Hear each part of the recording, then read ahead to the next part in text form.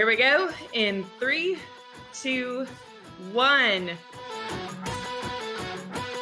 Just a little bit more about the evolution of your career. For the ripe old age of 24, I went into burnout. Now, oftentimes being a double minority, you don't have the living room, locker room factor. This because I tell folks, hey, you never know where your journey's going to take you. I'd come from working at Accenture doing IT consulting. Wow. And this was really a humbling experience to make 150 cold calls every day. The need is spectacular and there's nobody doing it. As a society, we don't give enough credit to these different experiences we have. We want to make everything make sense. Am I going to be grateful for everything that I do have, or am I going to focus on everything that I don't have? I love helping people to see a vision come to life, but is this the best way for me to help people? And I was like, you know what? I don't think I should be unhappy like this. Tough people are greater than tough times. And not everything's going to make sense, and that's okay. To the point that you're saying is where we really we build on these things that happen to us in life. You are such a great example of that. So let's dig into your story a little bit more.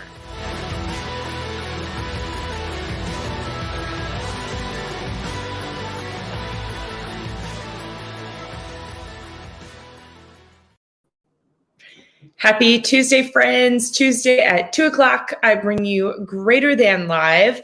You may have noticed that I was not here last week, and I'm going to tell you why in just a moment. But thank you for joining me today. Those of you who are joining me live, please make sure that you say hello in the comments so I know you're here. All I can see is a little number on the screen that lets me know who's watching on what channels, but I don't know exactly who you are. So I would love to say hello to you if you'll just say hello in those comments there. And look, my friend Michelle Clancy, I can see that she is joining me over on LinkedIn Live. Thank you, Michelle, for being here today. And I have another friend, Larry Long Jr., a fellow speaker and an incredible motivator over on YouTube. Thank you, Larry. Thank you, Michelle, both for being here. I am so excited about what we're going to talk about today. And I'm getting ready to show you a picture of some old school Jen coming up. Oh, awesome. My old teammate at Chick-fil-A, Aaron, it has been almost 9 years now since you and I started working together at Chick-fil-A Falls Village and Capitol Crossing here in Raleigh, North Carolina. It is so awesome to see you on. Thank you for being here, Greater Than Live this afternoon. Check this out. I have Aunt Annie is in the house tuning in on LinkedIn Live. And I know she's over in Pennsylvania. Aunt Annie, thank you for being here today. It is always lovely to see you on social media. And then Clayton, thank you so much for being here today. It is wonderful to see you on LinkedIn Live as well. And I hope you are doing well. We've been thinking about you. Man, what an awesome audience here today. So I would love your feedback as I get ready to dive in to some of the keys for success that I have found doing an activity you may not expect. All right, I promised you we were going to take this old school. So here we go. This is some old school Jen right here. This is my sophomore, and let me move that banner so that way you can actually see me in all of my sophomore tennis glory, because this is the only picture that exists of me playing tennis from 10th grade. I did not break any records. I most certainly did not make it into the newspaper, but here I was. I started playing tennis as a young kid. My mom signed me up for it because I was not as athletically inclined as most of my peers. And so she signed me up for tennis in elementary school, and I enjoyed it. I certainly never saw it taking me anywhere, and I happened to be good enough to secure that last spot on the tennis team when I was a sophomore in high school. And so here I am. Now you're like, okay, great. Congratulations. What does this have to do with today? Well, there is a really cool program here in Raleigh called Tennis for Life.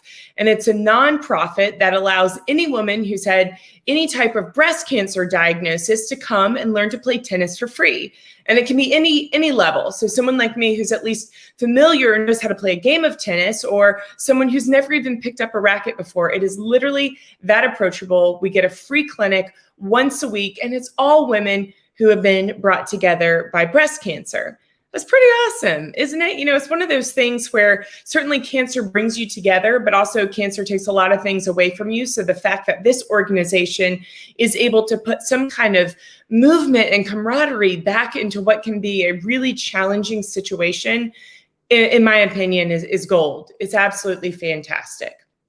And so one of the things that I wanted to share with you today are a few lessons that I have learned just from picking up a racket again over the past few months. I signed up for it. I started playing, May, June of this year, started going back regularly onto the tennis courts. Carl and I actually have been playing tennis some throughout the pandemic because there's a court near our house.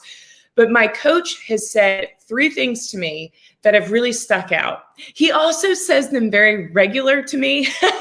So perhaps I'm not learning them as well as I should. But as I go through them, I want to know if any of them resonate with you, or maybe if you have something to add to them.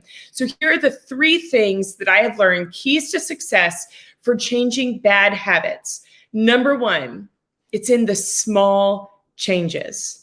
Right? Like we know where we are right now today, and then we see where we want to be maybe 10 years down the road, and we start thinking 10 years down the road. But really, it's like a domino effect, right? I love the book, The One Thing by Gary Keller. If you've talked to me for any period of time, I'm a big fan of that. But The One Thing talks about, all right, what is one domino that can knock down the rest of the dominoes? If you line up dominoes, they're not coming at from all different directions, right? They're coming from very specific directions just to knock down the one that's in front of them. So in tennis, I learned this because I was holding my racket the wrong way. And the coach came over and he took my racket. He's like, all right, make your hand loose. Like I'm gonna show you exactly where to hold it. And so he did this. And he was like, all right, this is the change I want you to make. And it was a big difference. And it made a big difference in my forehand. And then he also did the same thing with my serve.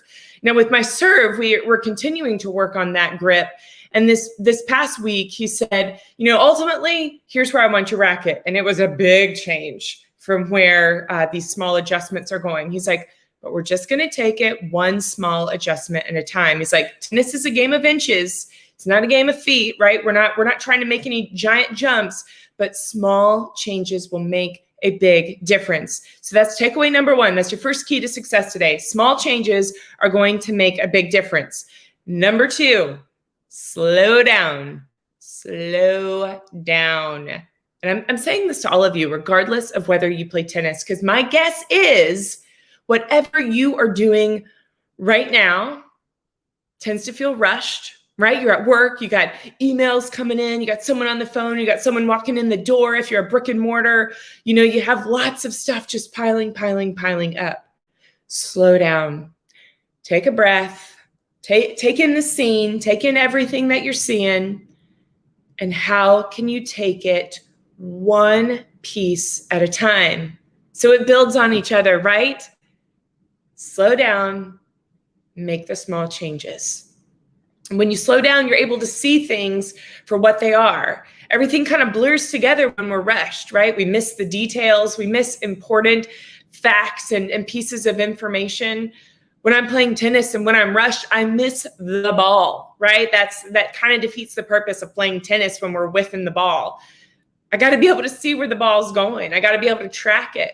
I have to slow down to do that. I have to let the other things that could distract me, that could get in my way, I have to let those go and just focus on what I'm doing.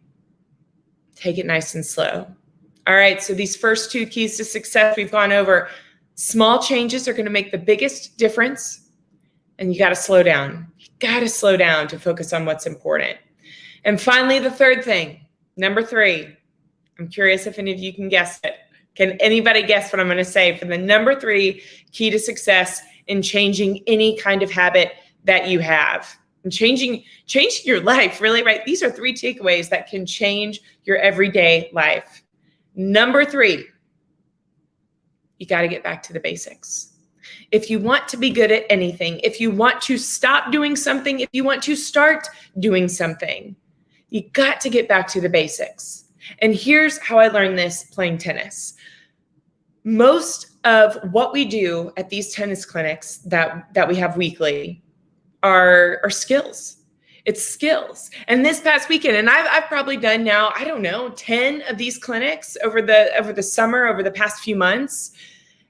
And this past weekend was the first time we played a real game. 10 clinics, 1 game. Isn't that funny how that works? We don't just go out and play games every week. We focus on the skills. We focus on the basics.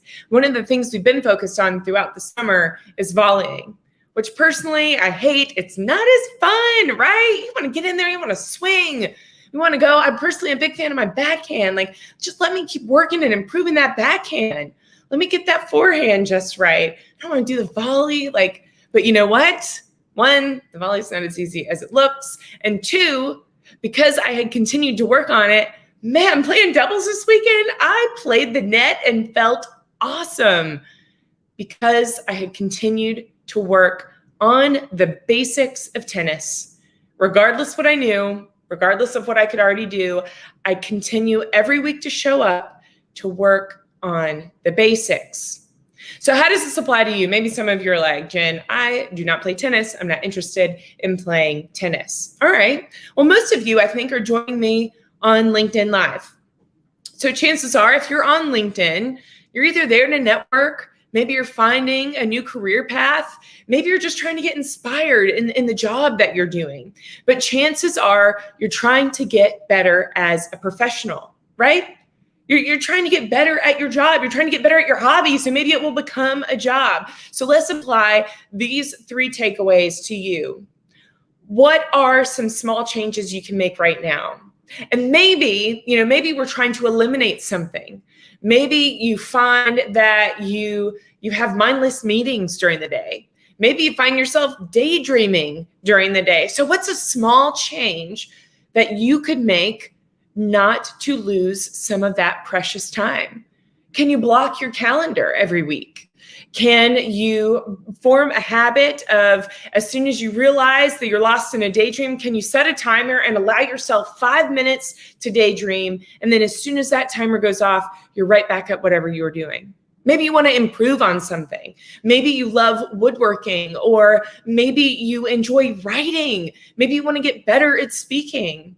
What are some small changes you can make every day to go after that habit? I'll tell you, for me, journaling has been something over the past 2 years that I've really worked on in building a habit, both for my mental health as well as just to improve my writing. And you know how I've done it? In the mornings, I have a journal.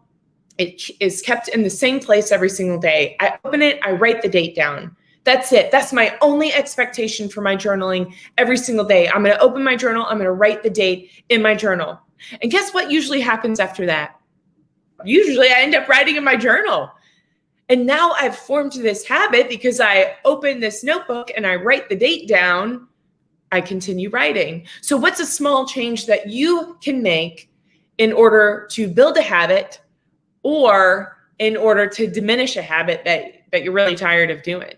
One small change. Now, let's say, again, for professionally, as I talked about earlier, you got a lot going on. There's a lot on your plate. Well, if you have a supervisor, if you report to someone, the best way to ask someone, how can I slow down, is to talk to them about where your priorities are right now. That's the one thing I found leading teams, is that so often your teammates, your employees, your staff think that they have to do everything. And if that's you, if you're reporting to someone where you're like, yes, I do have to do everything, turn around, ask your supervisor, hi, I have these 15 things on my plate right now. It's coming at me from all directions and I'm trying to slow down.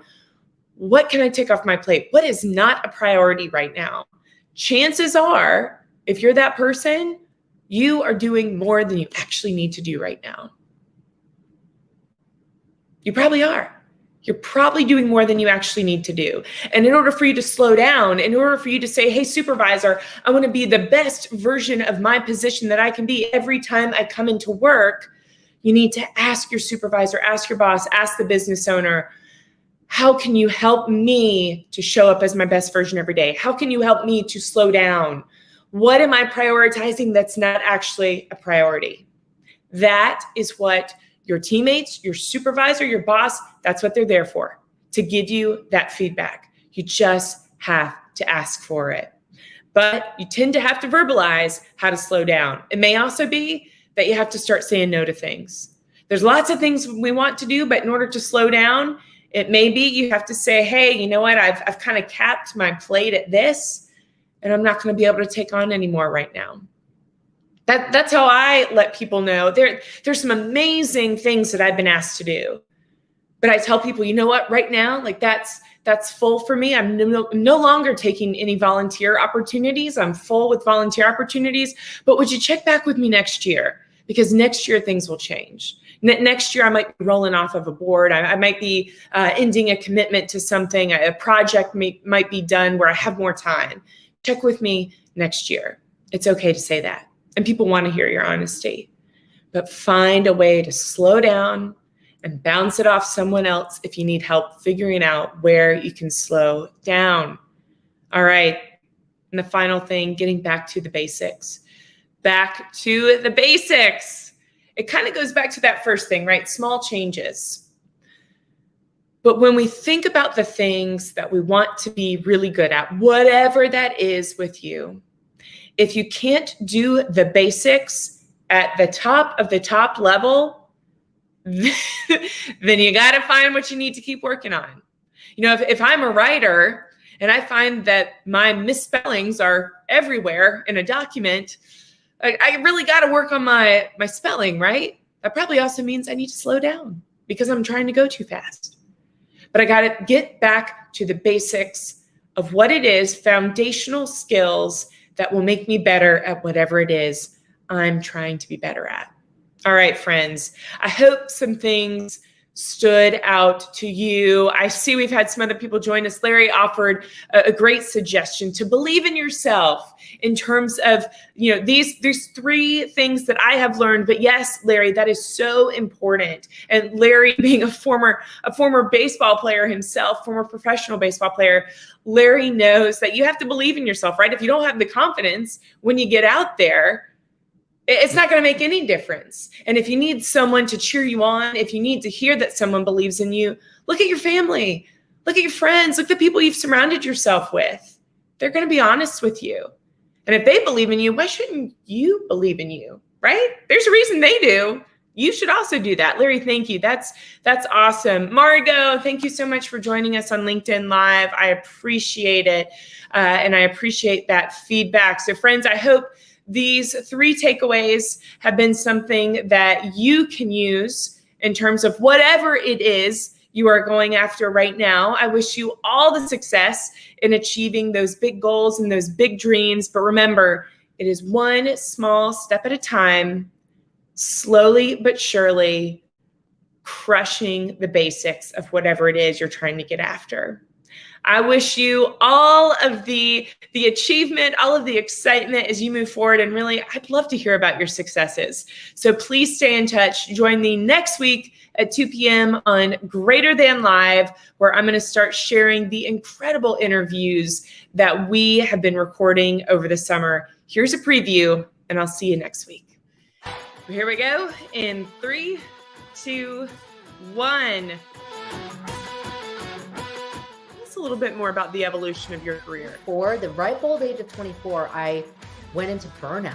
Now, Oftentimes, being a double minority, you don't have the living room, locker room factor. this because I tell folks, hey, you never know where your journey's going to take you. I'd come from working at Accenture doing IT consulting. Wow. And this was really a humbling experience to make 150 cold calls every day. The need is spectacular, and there's nobody doing it. As a society, we don't give enough credit to these different experiences we have. We want to make everything make sense. Am I going to be grateful for everything that I do have, or am I going to focus on everything that I don't have? I love helping people to see a vision come to life, but is this the best way for me to help people? And I was like, you know what? I don't think I should be unhappy like this. Tough people are greater than tough times. And not everything's going to make sense, and that's okay. To the point that you're saying is where we really do, we build on these things that happen to us in life. You are such a great example of that. So let's dig into your story a little bit more.